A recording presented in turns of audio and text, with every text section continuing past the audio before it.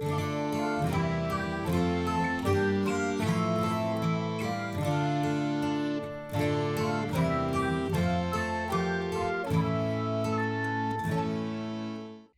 my dear students. I'm Dr. Vaishali Bharambe. I've been teaching anatomy for last 25 years and I love it. We are going to study classification of bone based on its shape. The examples are given, you must learn them up, they can come as MCQs. Let's finally come to something which again you are familiar with. Classification of bone based on its shape. If it's long, we'll call it long bone, short bone, flat bone, pneumatic bone, irregular, sesamoid and accessory bones. This is very comfortable, easy to understand information, isn't it? But in medicine, we learn a little more. So let's talk about these long bones. As you can see, when the bone is long, its length being more than its breadth. For example, now here, you are seeing a long bone. Its length is more than its width. So I'm going to call it long bone. What are its other features? Let's try to understand. It's got two ends and a shaft. Okay, yes, you can see in the image two ends and a shaft. It has got a medullary cavity in the center. Okay, so this is the cartilaginous model. As you can see, the bone is ossifying. The primary center developing to form diaphysis. The secondary centers developing to form epiphysis. We just did this. Now let's take this into features of long bone. Each long bone ossifies in cartilage and has a diaphysis and at least two epiphyses. Got it? Why we did all this? Its length is more than its breadth. Okay. It has two ends and a shaft which contains medullary cavity. It develops in cartilage and as it develops, it has got a central portion which we call diaphysis and it has two or more epiphyses. Okay, right. It is situated along the long axis of the body. Look at the image there and it transmits body weight. All these factors, when they come together, you call it a long bone. For example, femur, humerus, tibia and so on. I want you to revise this once more. What is a long bone? When the length of the bone is more than its width, I want to call it long. It has two ends and a shaft. If I cut it through, I will find a medullary cavity in the center. It ossifies in the form of a cartilage. It has diaphysis and two or more epiphyses. It is situated along the long axis of the body and it transmits body weight. Got it? So, this is what is a long bone. Now, let's talk about those bones, talk about those bones which appear long, but still something is different. Let's take a look. Here I can see clavicle. Yes, it is long bone, isn't it? It looks long. It has two ends and a shaft. Fine, looks long, but it is devoid of medullary cavity. Were you to cut the clavicle, you won't find a medullary cavity in it. And it ossifies in membrane. Any other feature you can think of? Yes, it's situated along the horizontal axis of the body. Normally, long bones are situated along the longitudinal axis of the body. That is why I'm going to call it a modified long bone. Let's go to another example. Can you see this? The body of vertebra. Don't see the entire bone. Just see the body of vertebra. It transmits weight. Yes. It has two ends and a shaft. Yes. Long bone. But it is devoid of medullary cavity. So it does not meet all criteria of long bone. Therefore, what do I call it? A modified long bone. Got it? This is how we understand the subcategories in the category of long bone. There is one more subcategory, students, called as miniature long bone. I'll just show you an example now. Now, each of these is a miniature long bone. Why is it miniature? Just observe these metacarpals, okay? Why is it miniature? Because normally there is a diaphysis and there are two epiphyses. In this case, there is a diaphysis but only one epiphysis. That's why I'm going to call it miniature long bone. So how many long bones? We saw features of typical long bone, We saw what is modified long bone, how clavicle and body vertebra are modified long bones. Then we talked about miniature long bone, which is metacarpal, metatarsal. We're done with long bones. Let's go to the next category.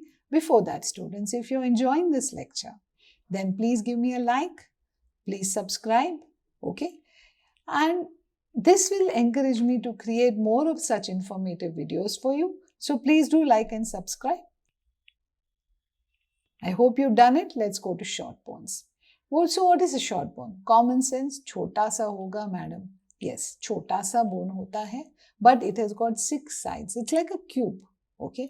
Out of which 4 sides are usually articulating with something or the other.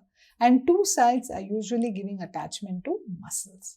So what are the examples of short bones? The carpals and the tarsals, okay? All these bones in your hand or the bones of the foot are short bones. Most of them have the primary center of ossification appearing after birth, okay? This I will discuss more in the second part of general anatomy. Just understand talus, calcaneus and navicular. One second. So these bones, the talus, the calcaneus and the navicular, they have their primary centers appearing before birth. Okay, but otherwise all the tarsals and carpals have their primary centers of ossification appearing after birth. Okay, so let's go to the next variety. Why am I teaching you all this? Comes as an MCQ. Right, pneumatic bone. Pneuma means air. Obviously, it is something that bone contains air in it. Which bone do you know which contains air? Of course, our skull. So the air can be in the form of large pockets or in the form of tiny little pockets. Large pocket of air, your maxilla.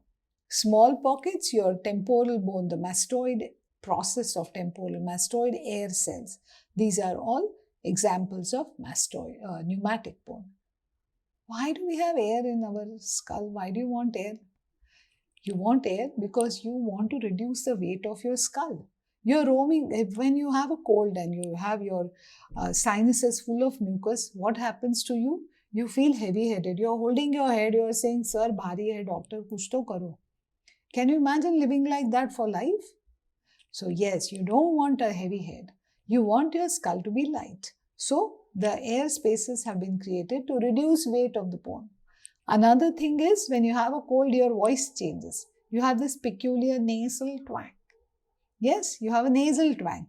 Why? Because the air is not, the sound that you are creating is not getting modified anymore. These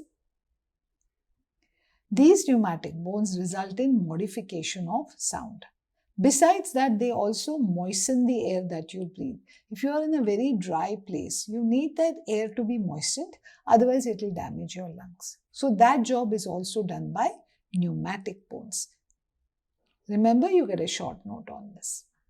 Right. Irregular bone, as the image suggests, you know that hip bones which have no particular shape are typical examples of irregular bone, or bones at the base of the skull also. Flat bones, again common sense, bones that appear flat. Usually they will have an outer table, an inner table and a tissue in between. Okay, if you were to take a section of your skull, one second, I will show you. So if you look at this carefully now, you will be able to see that there is an outer table, an inner table and a diploid tissue in between. Okay, so this is typically what we see in flat bones. Very important thing you should know, flat bones are protective by nature. They are created for protection.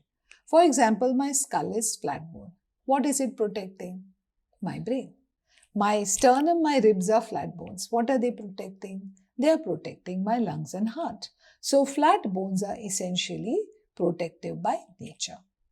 Fine. Let's talk about one last category, accessory bones. These are bones which are created because a separate ossification center developed, which normally would not have developed. But it develops. For example, take a look at this image. You're seeing a bone here which is developed inside the lambdoid suture because it developed its own primary center of ossification. So you are thinking, ma'am, why are you telling us all this? Do we really have to know? You have to know, my dear students, Because when you see an X-ray and you see a separate tiny bone, if you have not studied anatomy, you will say, "Arey, dekho, see, there is a fracture." But if you have studied, you know that it's a Vermean bone or a sutural bone. Okay, so that is why you have to know about it. Finally, let's come to, so that's the clinical importance. One question for you: what are Gothe's ossicles? Try to find out, put the answer in the comment section. Right. So this is what we've done. We did short bones, pneumatic, irregular, flat and accessory bones in last few minutes. Let's now come to one of the most important topics for undergraduate first MBBS students, sesamoid bones. So also for dental students. It's a very commonly asked short note. So what is sesamoid bone? It's a bone that looks like a sesame seed. For those who don't know, okay, til, T-I-L. Okay, the bone that looks like a sesame seed was so called as the sesamoid bone. Okay, these are tiny oval nodules, a few millimeters to several centimeters in diameter. They vary in shape and size. What are they made up of? They can be made of cartilage, they can be made of bone, fibrous tissue, or a mixture of all. Okay, it's very variable. It can be fibrous, cartilaginous, bone, or a mix. Okay. Now let's go to examples. As I talk examples, you will find yourself relating to this topic. So let's take a look at the first and the most famous sesamoid bone, the patella, formed in the tendon of quadriceps femoris. The next one here, pisiform, formed in the tendon of, yes, flexor carpi ulnaris. Another one is, take a look at this X-ray here. Can you see two bones here? These are sesamoid bones formed in the tendon of flexor hallucis brevis. Again, in an X-ray of your hand, you will find some sesamoid bones in your hand as well, formed in the tendon of adductor pollicis and flexor pollicis brevis. Now we come to those which may not always be present. For example, you may find a sesamoid bone in peroneus longus, in tibialis anterior. Okay, let's talk about a viva question. What is fabella? Fabella is a sesamoid bone formed in the tendon of lateral head of gastrocnemius. Another question, what is rider's bone? Again, a sesamoid bone formed in the tendon of adductor longus. This is seen in people who ride long periods of time. Because of friction to the adductor longus, it develops a bone in it. So these are all examples of sesamoid bone. You are expected to know all of them. Okay? Right.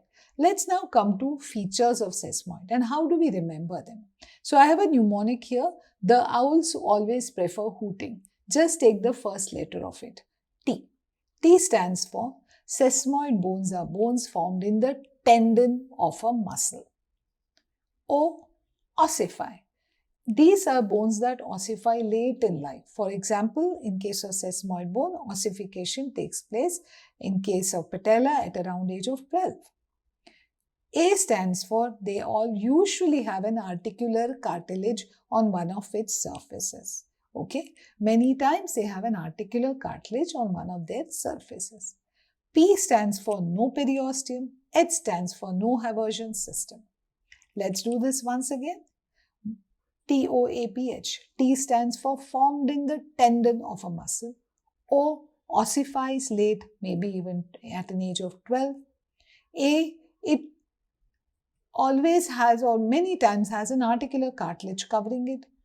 P, no periosteum. H, no Haversian system. Got it? So use the mnemonic but get all your features in place.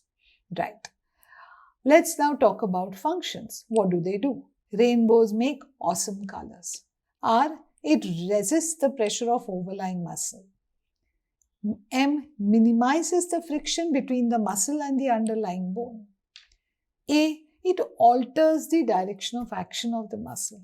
And C, it helps in improving circulation over that surrounding tissue. Do this once more.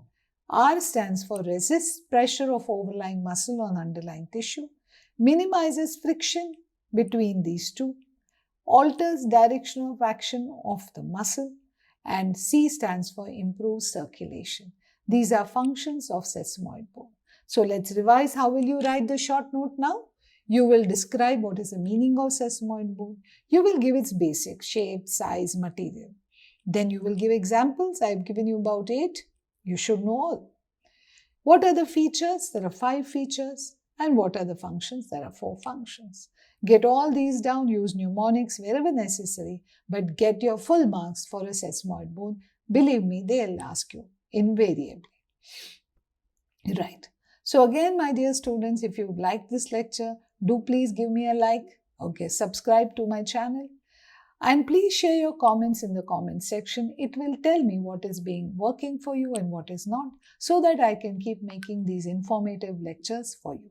It was my pleasure to take this class with you. I hope you enjoyed it. See you across the screen in some other video. Thank you.